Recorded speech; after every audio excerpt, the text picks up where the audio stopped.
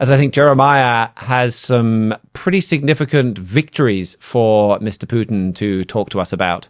Yes, that's right. The big story that I wanted to talk about is that Russian President Vladimir Putin is making gains in retaking former Soviet territory. This week was a big one for this in several different former Soviet nations. And the most significant part of it happened, unsurprisingly, in Ukraine. Russia has, of course, been fighting a full-scale war there for more than 2.5 years now, fighting to conquer as much of Ukraine as possible. And it has been grueling and glacially paced for most of the last year. But this week, Russia made some significant progress. They captured the eastern Ukrainian town of Selidov and also the town of Hirnik. And when you add up the territory of these towns and the other land that Russia has recently conquered over the last few days, it comes out to more than 75 square miles. And that means Russia is now advancing in eastern Ukraine at its fastest pace in at least a year. North Korea is now in the war as well, sending thousands of troops to fight alongside the Russians.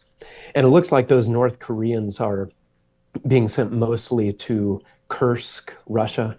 That's the region of Western Russia that Ukraine is occupying. And sending the North Koreans there appears to have freed up Russian forces to focus more on eastern Ukraine. And that may have factored into this faster advance that we're now seeing from Russia. But in either case, the Russians are advancing in Ukraine and putting more of its territory under Putin's control. But Ukraine was not the only former Soviet nation where Putin made gains this week. He also had a significant victory in the former Soviet nation of Georgia. This was not a military victory, but a political one. There's a political party there called Georgian Dream, which he essentially owns this party at this point. It's a party led by a man who Putin made rich. The name of this party should really be changed to Russian Dream at this point.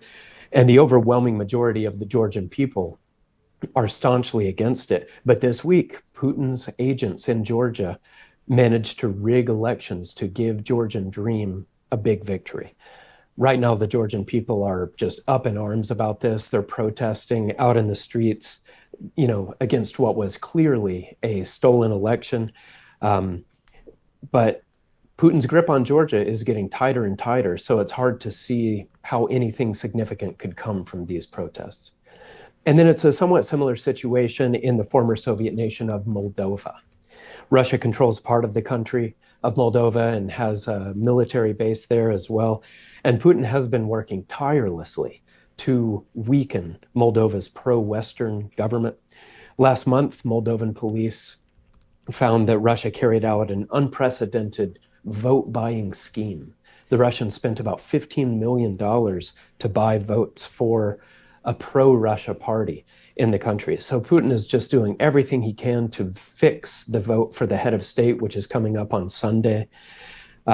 So we'll have to see how it goes over the weekend. But even if Putin doesn't manage to win this particular election, it's clear that thanks to all of his money and other efforts, his power over Moldova is growing. And then the last former Soviet nation that I wanted to mention is Belarus. Belarus is already, really, you could call it an unofficial Russian colony. But this week, their leader, Alexander Lukashenko, said that any attempt by Russia to officially annex Belarus would mean war. So these are big words from Lukashenko, but you have to wonder how much say Lukashenko would really have if Putin decided that having Belarus as an unofficial colony was no longer good enough. And if he wanted Belarus to become, an official part of Russia. Lukashenko has been stalling on a formal integration deal for almost 25 years now. So he is shrewd at delaying this. But Putin is really the only reason why Lukashenko is still in power. His people, Lukashenko's people, voted him out years ago. But Putin helped him to remain in office. So because of that, Putin has basically total control over Lukashenko and over Belarus, and probably at this point has no real reason for wanting to make it an official part of Russia. I think the status quo probably serves him very well. That would just be a formality at this point. So I think this was just some bluster by Lukashenko, something that he could try to sell to his people.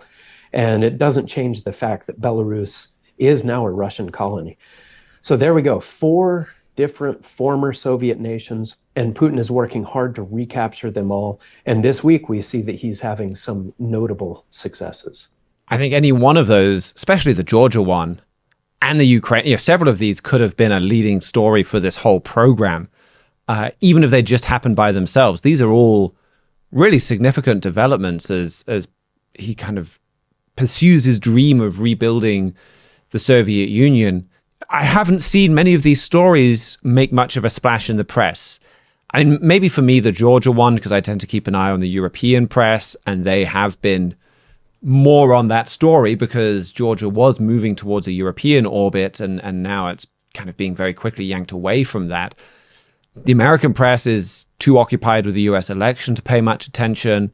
I think we see this a lot from Vladimir Putin, where he does have some pretty eye-catching setbacks every now and again. Like, you think about some of the color revolutions that have happened over the years. 2014 was it when Ukraine was kind of pulled away from his puppet.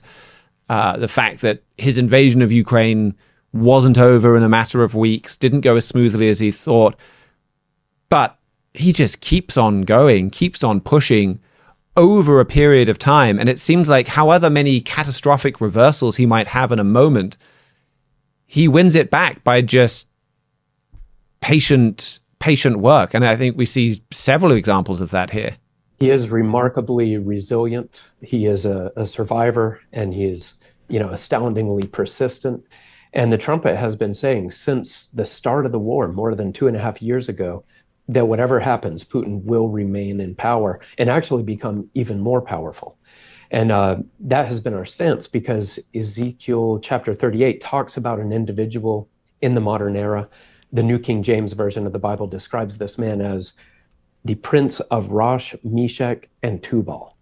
And Trumpet Editor-in-Chief Gerald Fleury has written quite a lot about this individual over the years. And he says that Rosh in this passage should be read as a variation of the name Russia. And he says the other two names signify the Russian cities of Moscow and Tobolsk. In his booklet, The Prophesied Prince of Russia, Mr. Fleury says that it's clear to him that this is describing Vladimir Putin. And he says that the way this is written, with those different names for different parts of Russia described, it shows that Putin would go on to conquer more of the former Soviet territory. He writes, "The reference to the cities of Moscow and Tobolsk helps us to see how vast Russian territory is in these latter days. This giant swath of land indicates the prince will probably conquer more nations of the former Soviet Union." End quote.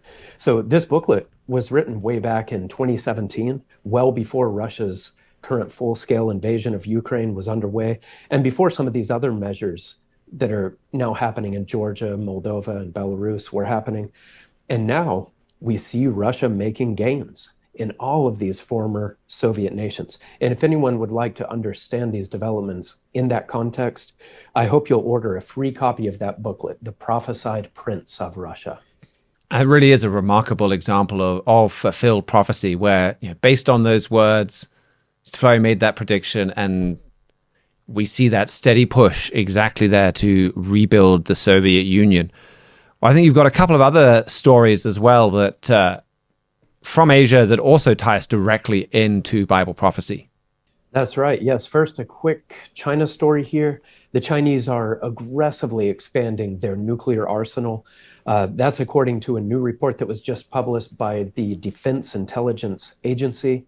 It says the Chinese have already built 500 nuclear warheads and is now, quote, undergoing the most rapid expansion and ambitious modernization of its nuclear forces in history, end quote.